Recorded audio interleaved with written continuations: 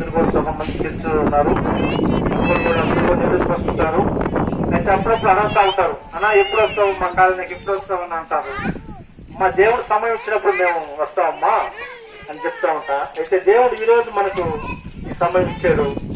అయితే ఈ సమయానికి ఈ సువార్త వచ్చిన ప్రతి బిడ్డ కూడా, ప్రతి కుటుంబం కూడా మా సువార్త తరఫున వందనాలు చెప్తున్నాము. మా కుటుంబం తరఫున కూడా మీకు అందరం వందనాలు చెప్తున్నామా.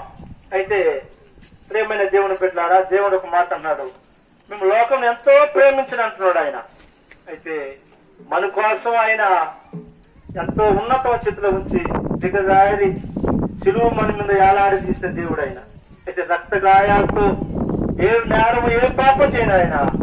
మనం చేసిన ద్వేషాల కోసం, మనం చేసిన పాపాల కోసం ఆయన బలైపోయాడు. అయితే ఆయన్ని గుర్తించుకుంటూ మనము ఈ కొంచెం సమయమైనా మనం సువార్త చేయాలా, ఆయన మాటలు మనం చెప్పాలండి. అయితే నువ్వు నేను కదా, అందరూ కూడా, ప్రతి ఒక్క బిడ్డ కూడా, ప్రతి ఒక్క నాలుగు కూడా శృతించి మయపరచాలంటున్నాడు. నా బిడ్డలారా నా వద్దకు రండి, మీకు విశ్రాంతి కలిగిన కాక అన్నాడు. ఏ బిడ్డ కూడా తప్పిపోకూడదు, ఏ బిడ్డ కూడా నశించిపోకూడదు అన్నాడు.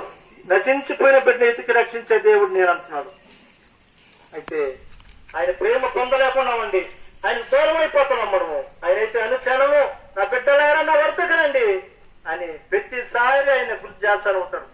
మనం పోయేటప్పుడు కానీ, మనం ఏదో పని చేసేటప్పుడు కూడా ఆయన ఎప్పుడు కూడా క్షణ క్షణం మనకు గుర్తొస్తూనే ఉంటాడండి. అయితే ఆయన లోపలి జీవించాలా, ఆయనతో మనం వెంబడించాలండి. ఈ రోజుల్లో అనేక మంది చూస్తూ ఉన్నామండి, అనేక మంది మన కళ్ళెదురు అంతమైపోతూ ఉన్నారు. అయితే ఎప్పుడు కూడా దేవుని గుర్తించి ఆయన అడుగుతాళ్ళు మనం నడిచినామంటే మన వల్ల మన బిడ్డలు, మన కుటుంబాన్ని ఆశ్రయించే దేవుడు ఆయన. ఆయన ఎప్పుడు కూడా మనం ఎడబాయడు. అయితే ప్రతి ఒక్క బిడ్డ కూడా ఆయన జ్ఞాపకం చేసుకోవాలా, ఆయన వెంబడించాలండి. అయితే నా బిడ్డలారా వెంబడించండి, మీకు సహాయం ఎక్కడ నుంచి వచ్చినా యెహోవా నుంచి వచ్చినా ఆయన మాట్లాడుతున్నాడు. స్పష్టంగా మాట్లాడుతున్నా. ప్రియమైన దేవుని బిడ్డలారా, ఏ చదువు ఏం జ్ఞానం లేనుండి.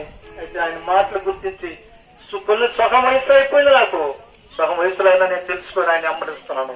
సగం వయసు అంతా జీవితం 2005 దేవుడు నమ్ముకున్నాను. సగం వయసు అంతా అయిపోయింది.